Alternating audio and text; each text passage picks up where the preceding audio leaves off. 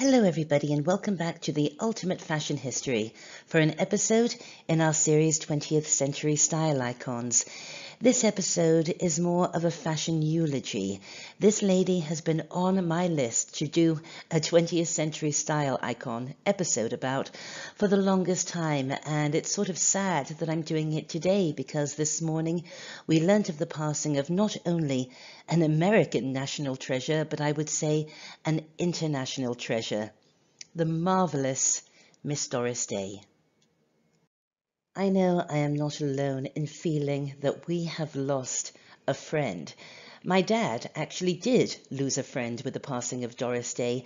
For the past 10 or 15 years, he has been her authorized paper doll artist. And he knows Doris well and has worked with her, and believe me, she is as lovely on the inside as we always knew she was.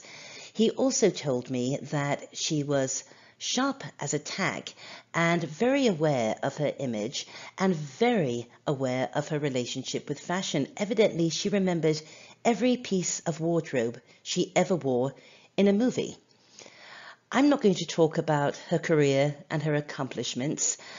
I do cover her in my Ultimate Fashion History Fae Film Fashion episode on Pillow Talk, but in this episode I really want to talk about my true belief that she doesn't get the credit she deserves for being a 20th century style icon and the impact and genuine influence she had on the average American lady and the way that she dressed in the 1950s, 1960s and beyond. Now, we all know that Doris Day certainly did influence the way that American women dressed and their own relationship to fashion. And I think it's pretty common knowledge now that in the pajama game, she popularized the famous DA haircut. But I want to dive a little deeper here. Doris Day was at her biggest box office success in the 1950s and 60s, right? Well, think about what was happening in fashion in this post-war era. At the end of the war, Paris regained its position as head of international fashion with a lot of new ideas like Dior's new look, the Chanel cardigan suit, everything by Givenchy. It was so beautiful, but it was very wasn't it? Very haute couture, very tailored, very formal, very, very stylish.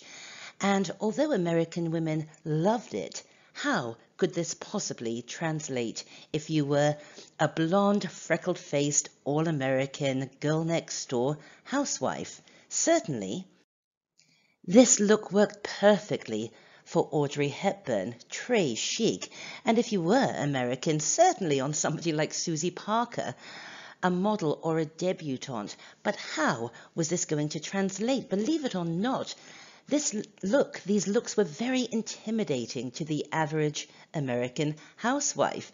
And remember, in the 50s and 60s, Doris was in her late 30s and 40s. And yet it was Doris Day, I truly believe, who showed that you could be a freckled-faced, smiling, sunshiny, all-American, natural girl next door and still wear these high fashion ideas that were coming from Europe and would go on to dominate American fashion in these decades too.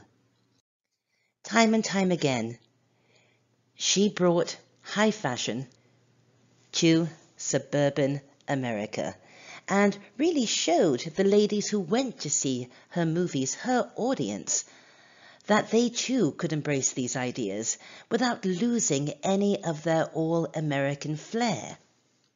And then, in the mid-1960s, when the whole kicky, cool, Carnaby Street, colourful, youth-orientated look came in, it was Doris at this point in her mid-40s who showed middle-aged American ladies that they could embrace elements of Carnaby Street and make it work for them. And doesn't she look cool and hip and yet totally age-appropriate? She really did impact and influence the average American lady and inspire them to embrace fashion ideas that perhaps they wouldn't have embraced had their idol not worn this stuff with such confidence and aplomb.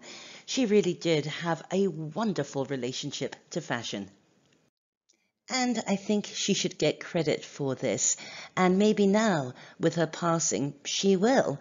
And people will realize just how much merch Doris Day actually helped move in the 1950s and 1960s. There's another element to Miss Day that I always feel doesn't really get the credit to which it deserves. We know she was a marvelous singer, and my goodness, her devotion to animal rights is famous. Don't you love this picture with this t-shirt, "Be kind to animals or I'll kill you"? So funny. But I always think that Doris doesn't get enough credit for her acting. She was such a marvelous and natural actress, a born comedienne, but she was also a fine dramatic actress. You just have to see her in Midnight Lace to know that she is really up there with Brando, in my opinion. Anyway, I'm sad that she's gone, but I think we all feel as if we knew her, and the world was a better place for Doris Day. I hope you enjoyed this episode of 20th Century Style Icons here on The Ultimate Fashion History.